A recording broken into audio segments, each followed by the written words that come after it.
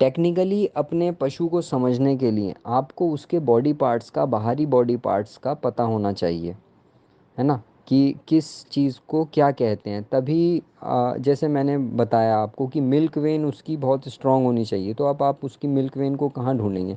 जाहिर सी बात है, जब मिल्क की बात हो रही है तो अडर के पास की जो नस होगी उसे हम कहेंगे कि ये जो हमारा मतलब एनिमल है, या इसकी जो मिल्क वेन है, यहाँ पर 26 पॉइंट जो है नंबर है, इसे आप जूम करके देखिए पिक्चर को जो आपके साथ शेयर की गई है, तो वो मिल्क में वेन कहलाती है। इसी तरीके से जो 30 है ये 4 अडर कहलाता है, 30 नंबर जो है 4 अडर कहलाता है।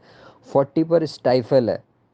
तो कई कई एनिमल्स ऐसे होते हैं जो स्टाइफल से लंगड़े हो जाते हैं, मतलब स्टाइफल पे उनके मतलब टेंडन वो हो जाता है, वो लंगड़े हो जाते हैं, तो इसमें एमपीडी वगैरह की जाती है। इसी तरीके से उसके मतलब हूफ हैं, पैरालंबर फोसा है। अब आपसे कहा कि मतलब एनिमल बीमार हो गया है, उसके पैरालंबर फोसा में आप ट्रोकार कैनुला से छेद कर दीजिए, ताकि उसके अंदर जो गैस बन रही है, ब्लोट बन रही है, तो एक इमरजेंसी कंडीशन होती है, अगर उसे आप फ्री नहीं करेंगे, उसके अंदर से गैस नहीं निकालेंगे, तो एनिमल मर भी जाता है, मतलब 2-3 घंटे के अंदर। तो पैरालंबर फोसा में मतलब बताया जाएगा आपको कि यहाँ पे आप पंक्चर कीजिए, तो आपको ये आइडिया होना चाहिए रिब्स कहाँ पर हैं, या उसका पिन बोन कहाँ है, फैटलॉक कहाँ है। तो इससे क्या होता है ना कि आपको एक आइडिया लगता है, जब उसकी बॉडी स्कोरिंग आप करेंगे तो तभी आपको पता चल पाएगा कि एनिमल क्या है। तो इसे आप पढ़ लें, अपने खाली टाइम में देख लें कौन सी चीज़ें कहाँ होती हैं। और ये मतलब जानना इस वजह से ज़रूरी है कब कौन सी चीज़ आपके सामने आ जाए, है ना। कोई ऐसा याद करना नहीं, बार बार जब देखेंगे तो आपको चीज़ें याद हो जाएंगी, आपको आपका एनिमल समझ में आ जाएगा। तो जब हम पशु खरीद के ला ला रहे होते हैं, लाने वाले होते हैं, तो हमें ये देखना होता है कि हमारा जो पशु है उसका जर्नल अपीयरेंस कैसा है, वो बाहर से देखने में कैसा है। कुछ लोग जो ऑब्जर्वर होते हैं, जिन्हें एक्सपीरियंस होता है, तजुर्बा होता है पशु खरीदने का, उनके साथ रहने का, डेली देखते रहते हैं, वो देख के पहचान लेते हैं कि पशु बीमार है या नहीं है। जो नए लोग होते हैं या इवन तजुर्बे वाले भी लोग हैं, वो जो मतलब पशुओं की स्पेसिफिक बीमारियां हैं वो भी नहीं पहचान पाते हैं, है ना। तो हमें बाहर से देख के ये अंदाज़ा लगाना होता है कि ये पशु ठीक है या नहीं है।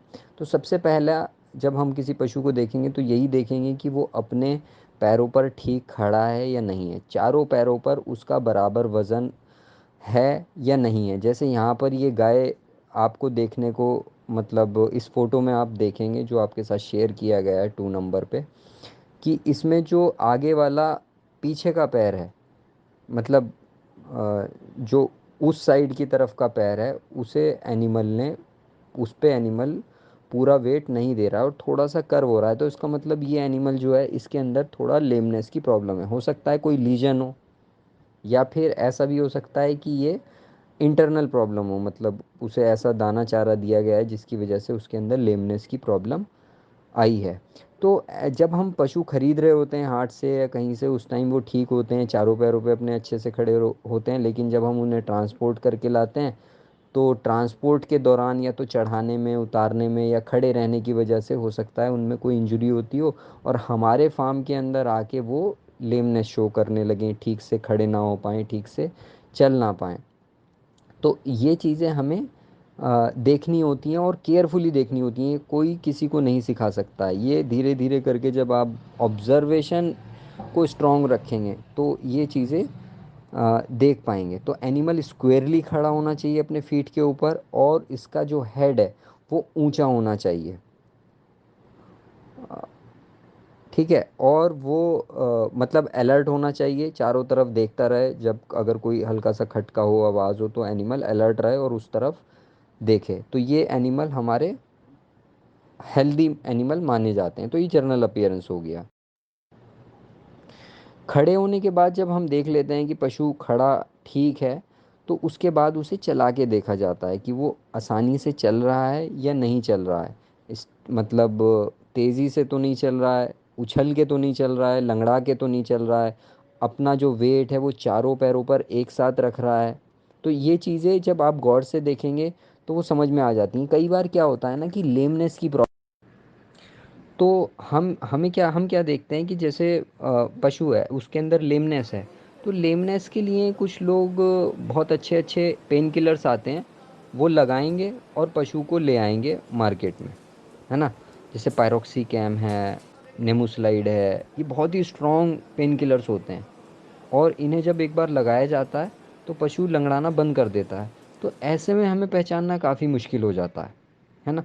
लेकिन तब भी हम अगर उसके हूव्स देखें और उसका चलना देखें, क्योंकि वो एकदम से अपनी हैबिट लंगड़ाने वाली नहीं छोड़ेगा, तो थोड़ा सा आप अगर ऑब्जर्व करेंगे तो पता चल जाएगा कि वो एनिमल कोई इंजरी की वजह से लेमनेस तो नहीं है। क्योंकि लेमनेस कोई छोटा इशू नहीं है, जो मैं इतना इसमें एम्फेसाइज कर रहा हूँ, इसे बिल्कुल छोटा इशू मत मानिए पशु को खरीदते समय। क्योंकि अगर लेमनेस है उसके अंदर, तो या तो वो सब एक्यूट रुमिनल एसिडोसिस से आई है कि उसे बहुत ज़्यादा दाना खिलाया गया है दूध बढ़ाने के लिए, और उसके अंदर बहुत ज़्यादा इन्फ्लेमेटरी, मतलब उसके शरीर में इन्फ्लेमेटरी रिएक्शंस चल रही हैं। लैक्टिक एसिड जो है वो उसके जोड़ों में जमा हो रहा है, हिस्टामिन उसके जोड़ों में जमा हो रहा है, तो पुअर फीडिंग हुई है उसकी, तो वो आपके यहाँ के भी बहुत ज़्यादा परफॉर्म नहीं करेगा। और दूसरा यह है कि उसे ठीक से रखा नहीं गया है, इंजरी वगैरह हुई है। अगर इंजरी एक बार टांग वगैरह में हो जाती है तो उसे ठीक करना बहुत मुश्किल होता है। तो इस बात का ध्यान रखें। तो वो खड़ा ठीक है और चल ठीक रहा है, तभी पशु को खरीदें।